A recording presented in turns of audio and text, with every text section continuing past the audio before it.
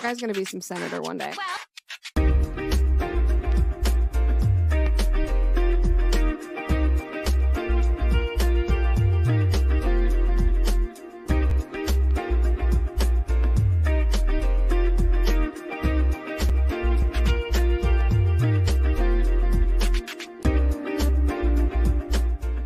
What is up, ladies and gentlemen? Welcome to the actual stream. We had a little bit of a mishap, just a little bit of a mishap here a few minutes ago, where I accidentally created a stream on the wrong profile, or on by accident. I was not quite ready yet. I am ready now. We are getting along. We are rolling right ahead. No mishaps are gonna set us aside. So sorry about that if you saw that, but we made a little bit of a mistake. But we're good now. We're good. Tonight is another great Friday night. It's beautiful outside actually. Low key, kind of wish I was outside, but I spent some time outside today. It was good. It'd be nice to still be out there, but I have to come spend some time with you guys, and I love doing that. I genuinely love doing that. As nice as outside would be, I do enjoy being on here with you guys. So tonight's main topic, gonna roll right into this. Everyone knows that the conservative movement is less than unified when it comes to its messaging, when it comes to its organization, especially when it comes to its vision. Now, you and I both know that vision is an integral part of a successful movement. It's an integral part of any successful anything, really. Any organization, any sports team, any movement thing, you need a good vision. If you own a business and you don't have vision, you don't have anywhere to take the talent or the organizational skills or anything that you have, and you don't have anything to put that behind. If you have a movement and you have organization and you have warm bodies who are able to go out and do the things you want them to do, but you don't have vision, there's nothing to fight for. The conservative movement needs vision. And so that's why tonight I am debuting a 10-point vision for American renewal that I have over the last week worked on. I'm bringing that to you guys tonight. I'm going to publish that after the stream. It's going to be available for you to read. It's going to be available to share with your friends. But I believe that this 10-point vision is integral for us as a movement to get behind and to go forward. Now, I've kept it somewhat broad in a lot of aspects because this is meant to be a conversation starter. And I'll get to that at the end. But, first off, let's get into the Jesse Hughes 10-point vision for the conservative movement for American renewal. Point number 1, reclaiming our national identity. Now, there is no American identity in the year 2024. There's nothing that currently binds all Americans together as one nation. This is unsustainable. No nation can survive without an identity that its citizens can connect with, hope in, and rally behind. What has our national identity been historically? It was connected to the many of the other points that are going to be on this list, but it was the foundation from which they came. The United States of America was a nation founded on the ideals that were drawn from the Holy Bible. Some say that it had a Christian founding. You and I, if you're watching this show, you probably believe as I do that the United States had a Christian founding from mostly Christian men into a Christian nation. It was founded as one nation under God, though, as you and I know, added later to the Pledge of Allegiance and added later to the halls of Congress, it was the original rallying cry that the Founding Fathers were under, even if they didn't put it explicitly in the documents. And this is made evident by the fact that it was just incredibly obvious to anyone who knew it at the time. If you look back in history, it was incredibly obvious. Americans understood this since our nation's beginning. Our founding documents and the founding principles were inspired by Protestant Christian beliefs. That doesn't mean other Christians can't come in, but this was the inspiration. These beliefs stranded into the ideals that we held dear for most of our history: rule of law, equality under the law, individual freedom to do what is right, an orderly society, the ability to work and make a better life for yourself and your family.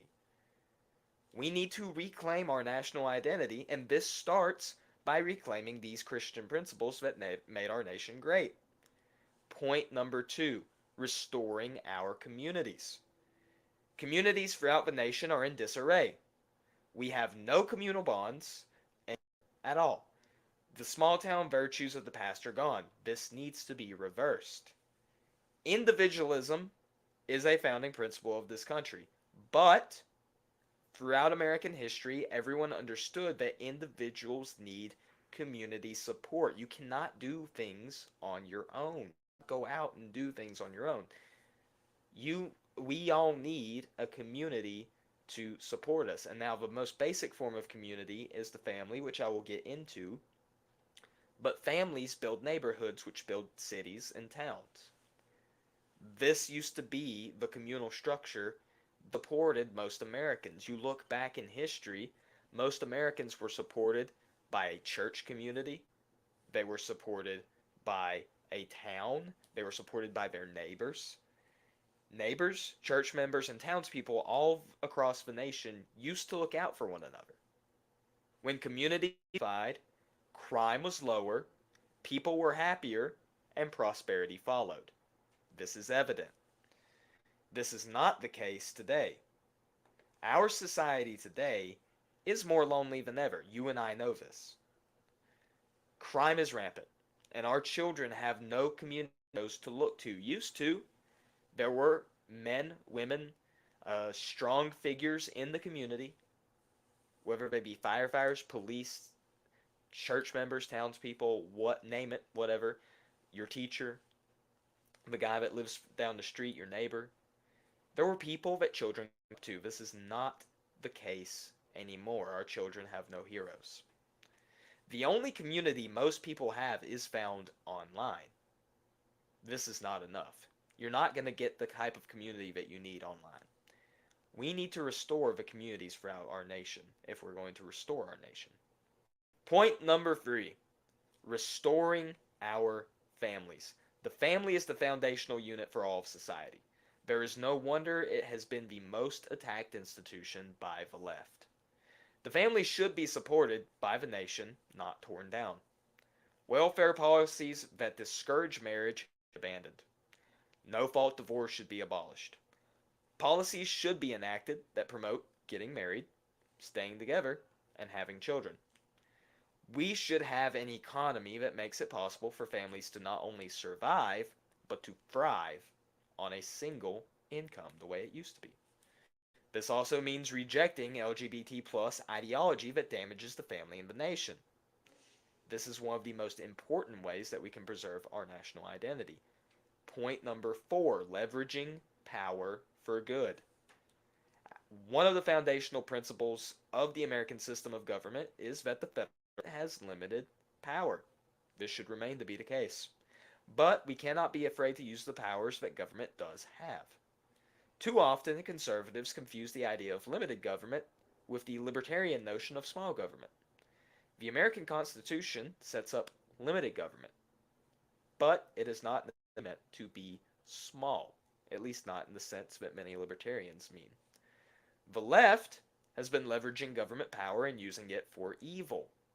We must claw that power back, return it to its proper bounds, and use the power that is afforded to us to its full sent for the purpose of promoting good in the nation. If the Constitution allows you to do it, you should. That is all that I'm advocating with this point. If the Constitution allows you to do it, you should. Number 5, working for the common man. The common man is the back of the nation and a uh, foundational part of strong families, my bad. Plumbers, carpenters, electricians, welders, miners, farmers, truckers, soldiers, nurses, doctors, and the like. Those like them are the reason that we are able to eat, work, and live peacefully from day to day.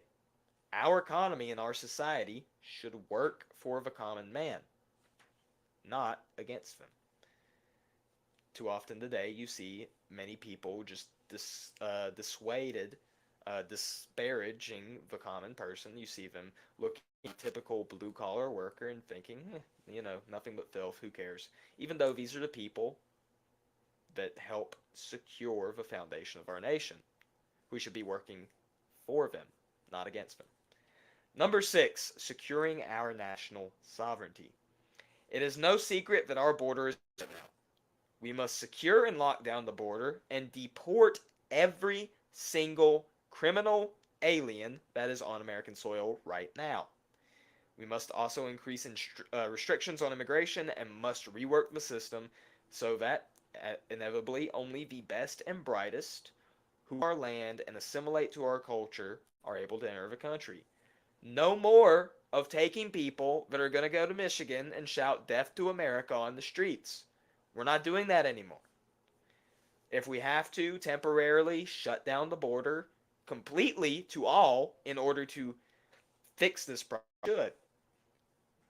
Inevitably, though, we will have an immigration system that is strict, that only lets in the best, and will make sure that those who come in will assimilate, as they should.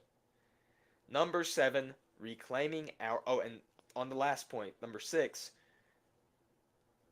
in order to be able to have something to assimilate to, we have to, in tandem, go back to point number 1, reclaiming our national identity, so that there is an American identity for these immigrants to assimilate to. Point number 7, reclaiming our institutions. Every major institution in the United States, from the universities to the media to the mainline church, has been captured by the left. We must take them back. It took 50 years for the left to take control. It may take another 50 for us to reclaim them. But if the nation is to survive, this is a battle that we must fight, and this is a battle that we must win. Number 8, and this one will come into play a little bit later in the show as well, but number 8, protecting life at all levels. Life is a precious gift. We must recognize that all people are created in the image of God, and that they are given by God certain unalienable rights, including the right to life. We must stand firmly and boldly against abortion, euthanasia, and other practices that degrade the value of human life, and be prepared to present a clear and concise to the American people on why these things are wrong. That's one area where we're failing right now, if we're being honest. Number 9, promoting good, punishing evil. The most basic role of the government is to promote what is good and to punish what is evil. This means we must restore the idea of law and order in our nation. We must stop punishing regular citizens when they protect themselves and start punishing dangerous criminals who terrorize our communities. Law and order are essential to maintaining liberty in our land. Liberty cannot survive without order.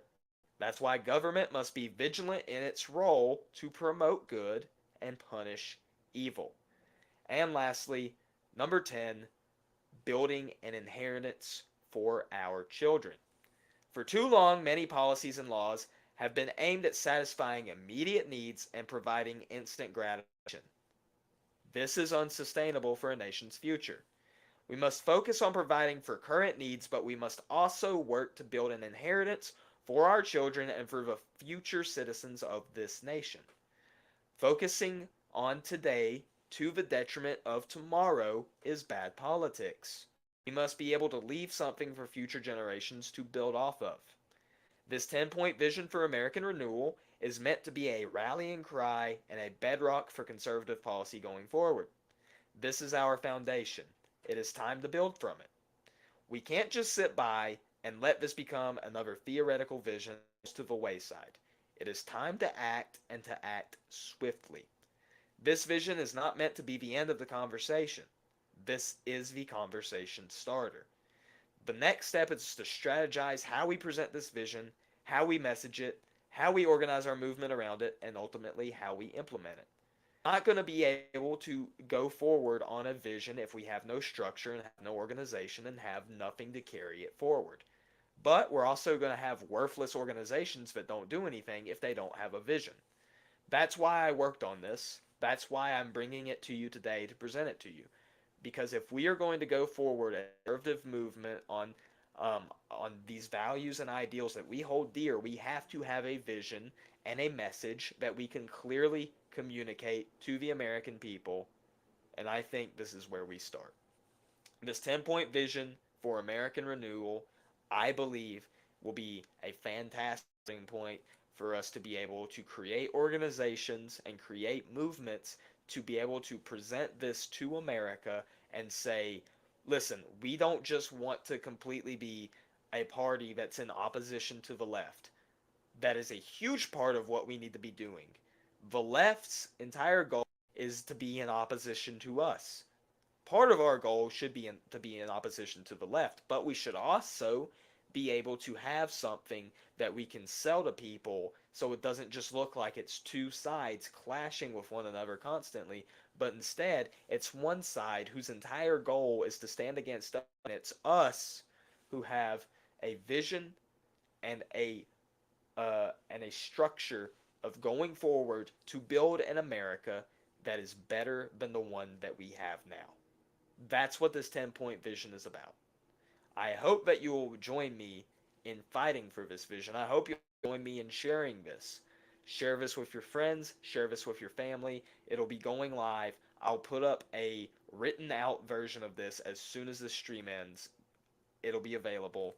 But I hope that you will help me share this, because I believe that this is the structure that we need to fall back on going forward. Now, moving on into the stream, some of you may have seen that there's been a little bit of a controversy going on this week regarding Donald Trump, Kari Lake, others like them, on the issue of abortion, and specifically how should Christians react to this. In case you missed it, Donald Trump first came out and said that he believed that abortion was a issue to be left to the states, which is not a new point of view. It's something that it's kind of a point of view that's found at the Republican Party for a while. It's not anything new, but where things went kind of sideways is earlier this week, Arizona's Supreme Court ruled that a 1860s law that said that abortion was illegal mode of conception, except in the case of risk to the mother's life, that law could be enforced. And where a lot of people, especially a lot of people in the abolitionist movement, which I consider myself a part of, though I do have some qualms with they handle things sometimes, a lot of people in the abolitionist movement were upset and surprised when Trump came out and said that this ruling was too strong and that the Arizona legislature needed to come up with something that includes exceptions for rape, incest, and life of the mother. Now, regardless of how you feel about those exceptions, a lot of people who consider themselves pro-life were very surprised. I don't know why, but were very surprised by Trump's approach here. Now, this is nothing really new. Now, Trump has kind of evolved on the issue of abortion from time to time. In 2016, he said that there should be some form of punishment for the mother, which I agree with. He doesn't really say that anymore. He kind of got talked into toning down his rhetoric by a lot of establishmentarians. And so Trump has kind of been iffy on abortion. It's a fair thing to say that he has been the most pro-life president in quite a long time. Definitely in my lifetime. I've only been around for 22, 22 years, almost 23. Um, but I had to check my watch for that. But he's certainly been the most pro-life president in my lifetime. Some people claim he's more pro-life than Reagan. I'm not sure. Reagan did have similar policy to Trump, if we're being honest, on this issue. But the biggest thing is that Trump appointed pro-life judges who got Dobbs overturned, or who got Roe overthrew Dobbs. Was Dobbs perfect? No, but it was a great first start. And so, and it created the framework that we're able to work with now. And so a lot of people are upset at Trump, and some are suggesting that we withhold our vote from Trump to put whoever right on this issue.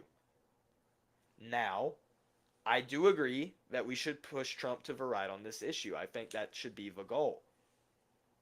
Personally, I don't think that withholding our vote is the way to do that, especially when abortion is one of the important issues, but it's not the only issue that we're dealing with.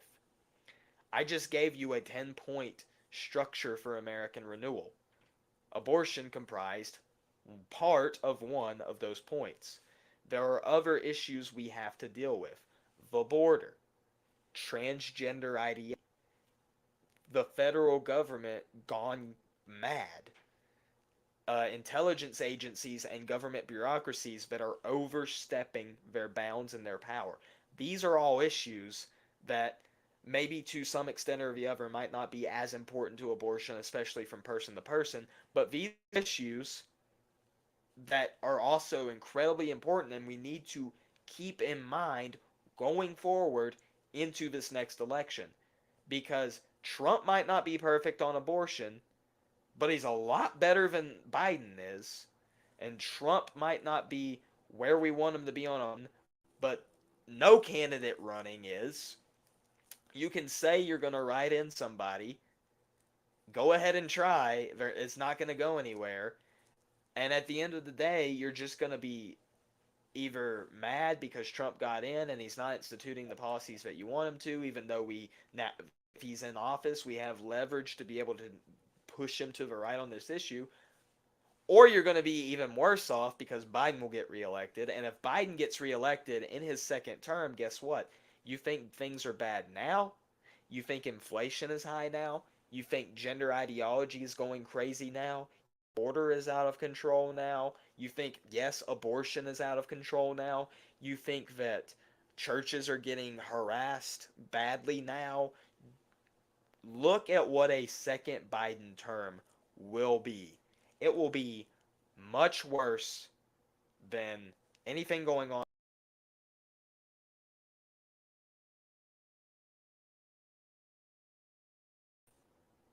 I just disappeared from the screen for a second. I the government said hello. I guess they're listening. They're listening to the stream. They know that I'm here. Hello, FB. Thank you for tuning in. But if you think things are bad now, just imagine what a second Biden administration will be like. And so that is why I understand the argument that my friends are making, but that is why I am donning the MAGA hat as I so frequently do nowadays. It's crooked. Sorry, this is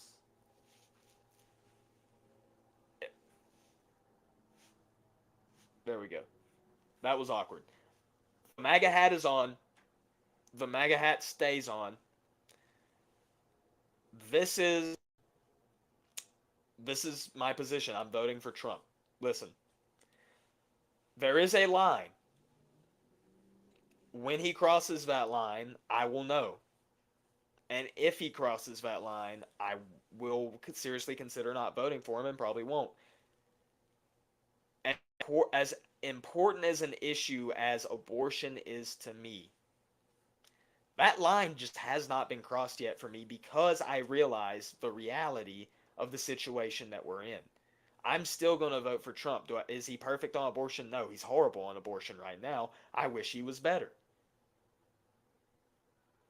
But there are so many things, more than just this one issue, that encompass the entire reality of American politics that have to be taken into consideration. And so that is why I think it is a bad idea to not vote for Trump in November. And that is why I would recommend strongly to my pro-life, to my abolitionist friends who are considering not voting for Trump to please consider changing your mind. I know a lot of them are set in their ways. They're not going to. I know a lot of them will probably disagree heavily with me, and I of them, well, not a lot of them, but I know even some of them who have said that they now believe, they're to the point where they believe that voting for Trump is a sin because of this. If that is your conviction, that is your conviction. At the end of the day, I can try and convince you otherwise as much as I can, but at the end of the day, it's your decision to make. But personally, I believe it to be unwise, and I believe it to be imprudent. But you know what? If that's the route that you want to take, that's up to you. This is where I am on this issue, and I totally respect where you are on this issue. Well, folks, today was a shorter episode, but that's all we have for you tonight. I hope that you enjoyed. Thank you so much for watching. God bless you guys. I hope you have a great weekend, and I will see you next week.